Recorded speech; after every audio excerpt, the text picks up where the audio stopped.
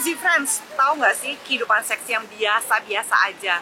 Pasangan nggak selingkuh, keluarga baik-baik aja, kehidupan kondisi keuangan juga baik-baik aja, tapi seksnya biasa-biasa aja, udah bertahun-tahun gitu-gitu aja, nggak kurang, nggak nambah. Itu namanya resesi seks.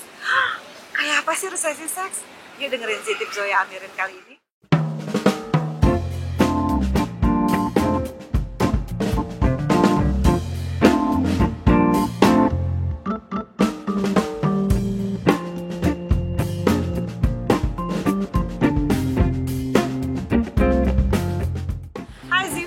Welcome to Z-Tips. Kali ini saya akan membahas mengenai resesi seks. Nah, sebenarnya sudah ada beberapa kekhawatiran sejak tahun 2022.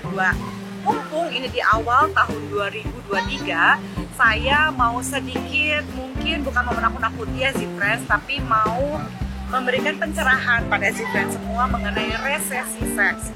Apa sih itu resesi seks? Gitu ya, karena gini, resesi seks ini adalah problem di mana pada masa ini banyak sekali orang yang merasa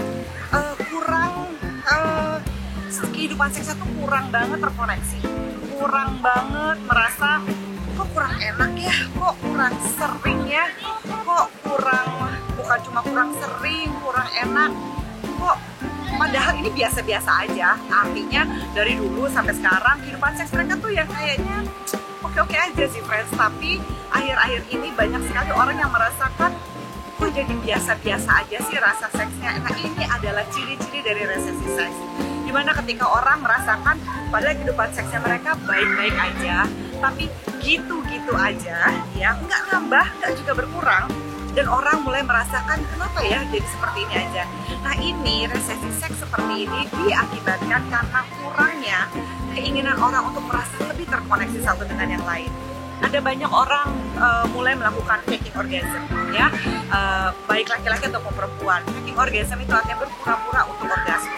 Termasuk juga untuk terkoneksi, banyak orang yang masih tidak mementingkan quality over quantity.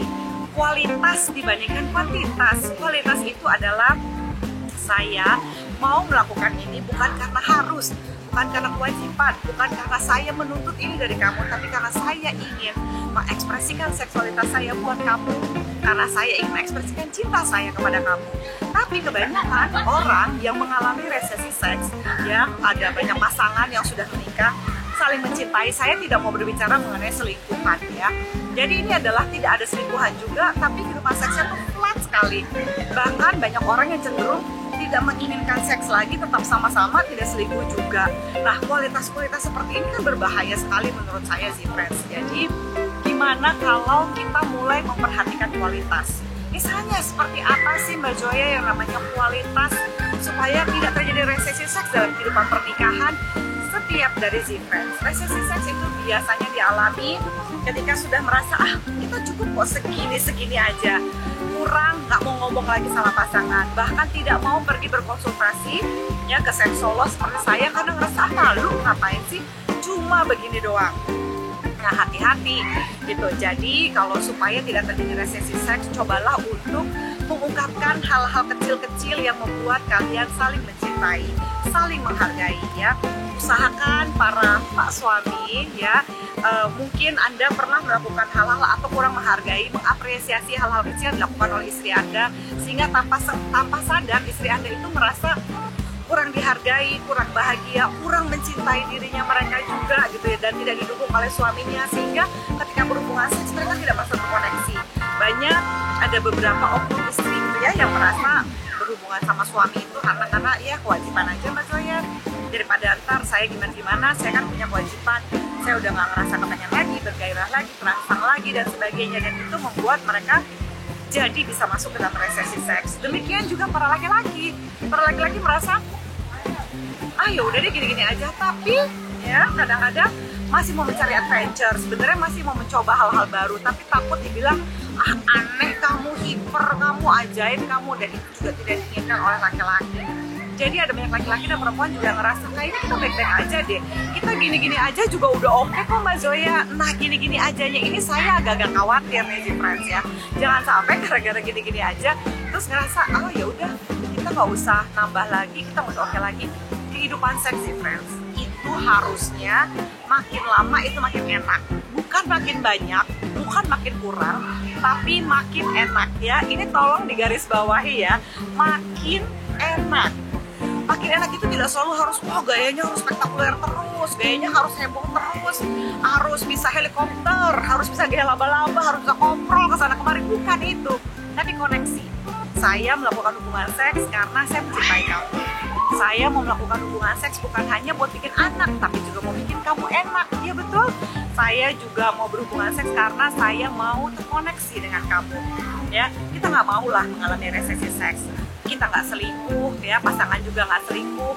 Tapi kehidupannya tuh flat-flat aja, nggak nambah, nggak kurang, gitu-gitu aja dari dulu kehidupan pernikahan. Ya, 15 tahun, 10 tahun, 14 tahun menikah, ya gitu-gitu aja. Kita nggak mau kan yang kayak begitu. Jadi untuk menghindari resesi seks, ya, dimana kualitas seks itu makin berkurang, ya tidak ada lagi rasa cinta, rasa penghargaan satu dengan yang lain. Yuk mulai saling menghargai pasangan dengan hal kecil-kecil. Para istri, do not emasculate your husband, ya. Jangan melakukan hal-hal yang membuat pasangan itu jadi merasa dikebiri. Para suami, ya pastikan bahwa istri-istri Anda mendapatkan apresiasi dan afirmasi. Ya saya sayang sama kamu. Kan kalau udah cinta nggak usah diomongin. Cinta juga perlu diomongin, Pak suami, ya. Jadi para suami dan istri, yuk saling sama-sama membahagiakan. Lakukan apapun yang kamu bisa. Kalau kamu ingin merubah kehidupan pernikahan kamu dan kehidupan seks kamu menjadi lebih oke, ya, apa yang sudah kamu lakukan untuk melakukan investasi terhadap kehidupan seksual yang lebih baik?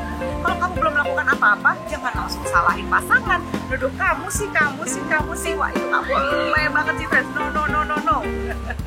Ya, jadi yuk kita sama-sama hindari resesi seks dengan hubungan seks yang lebih berkualitas.